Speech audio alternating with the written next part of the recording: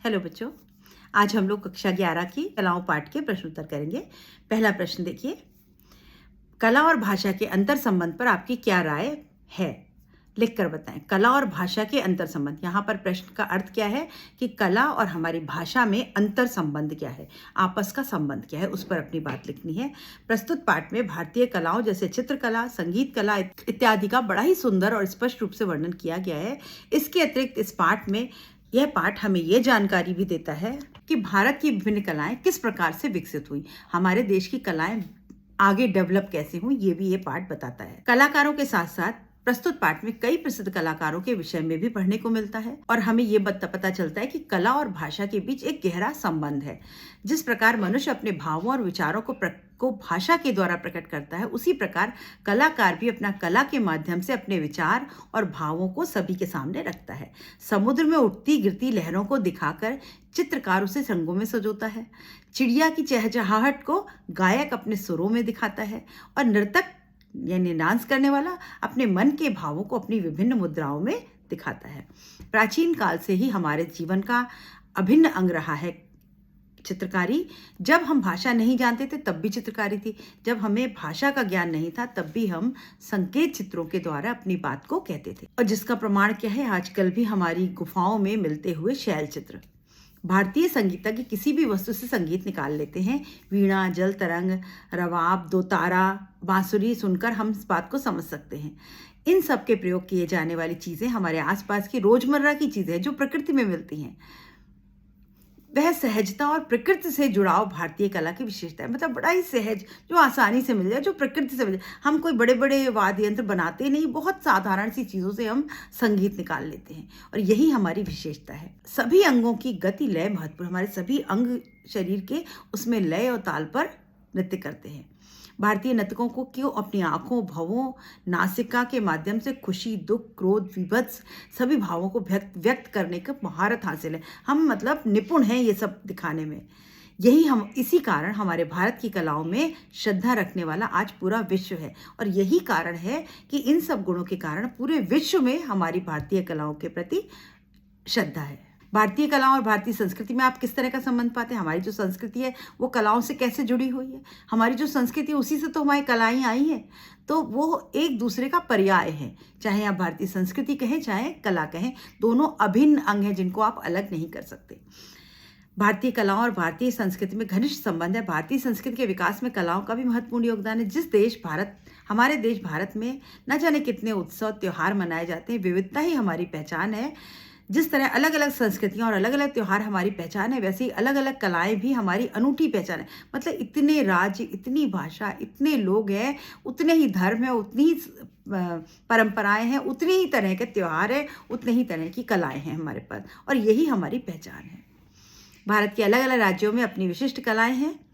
भारतीय कलाओं को भारतीय संस्कृति में मनाए जाने वाले त्योहारों, उत्सवों से अलग नहीं किया जा सकता। हम अलग अलग त्योहार मनाते हैं, उत्सव और त्योहार मनाते हैं, और उस पर अलग तरह की कलाएं करते हैं, नृत्य करते हैं, अलग तरह के संगीत होता है, अलग तरह की चित्रकला होती है। मनुष्य के जीवन से जुड़ी होने के कारण ही भारत की ये विशिष्ट कलाएं भारतीय संस्कृति के विरासत से के प्रति हमें उत्साह और विश्वास से भर देती है। और ये जो कलाएं हैं यही हमें उत्साह देती हैं जीवन को जीने का, और हमें विश्वास देती हैं। हम अलग अलग त्यौहार मनाते हैं उत्साह से और खुशियों से, और हमारे जीवन से जुड़े हुए हैं, इसीलिए हमारी श्रद्धा इनमें बहुत ज़्यादा है। तो हमारी कला और संस्कृति को अलग नहीं किया जा सकता, वो एक है, एक दूसरे के अभिन्न अंग है। और बच्चों, इंपॉर्टेंट प्रश्न देखते हैं।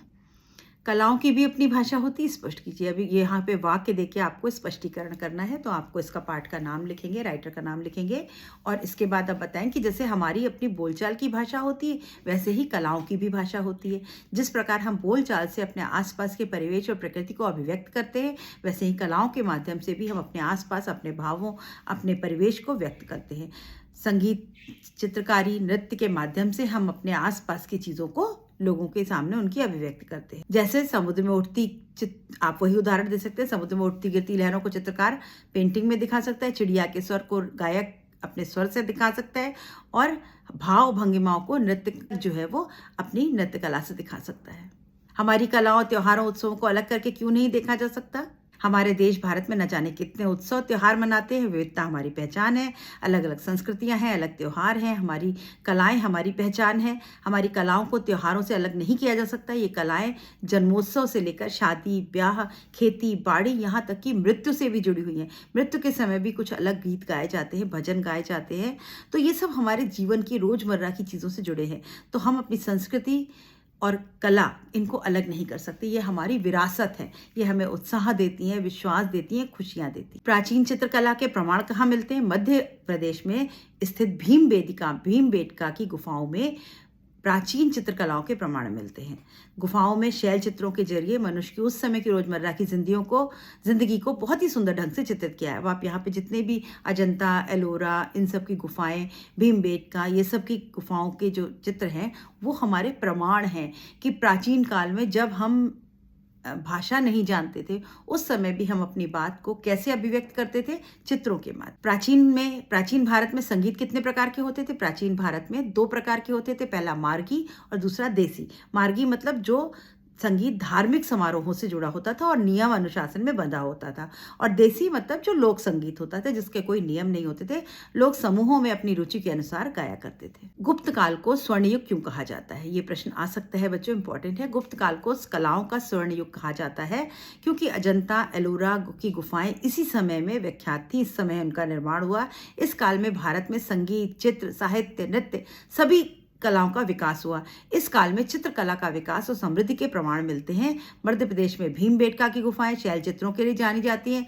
रोजमर्रा की गतिविधियां, शिकार, नृत्य, संगीत, जानवर, युद्ध, साज सज्जा, सभी का प्रदर्शन इसमें देखने को मिलता है। और ये चित्र इतने मनमोहक, इतने आकर्षक हैं कि आज तक कलाकारों पर उनका गहरा प्रभाव है। बाग बादामी की गुफाएं, एलिफेंटा की गुफाएं, दक्षिण में महाबलीपुरम की विशाल मूर्ति, तंजौर की चित्रकला कौशल का अद्भुत उदाहरण है। ये तंजौर का मंदिर तो बच्चों कभी आपने देखा हो, मैंने फोटो या वीडियो भी डाले हैं। तंजौर का मंदिर जो है वो हमारी शिल्प कला का एक अद्भुत नमूना है। तो ये सब का निर्माण किस समय हुआ? स्वर्ण काल में हुआ।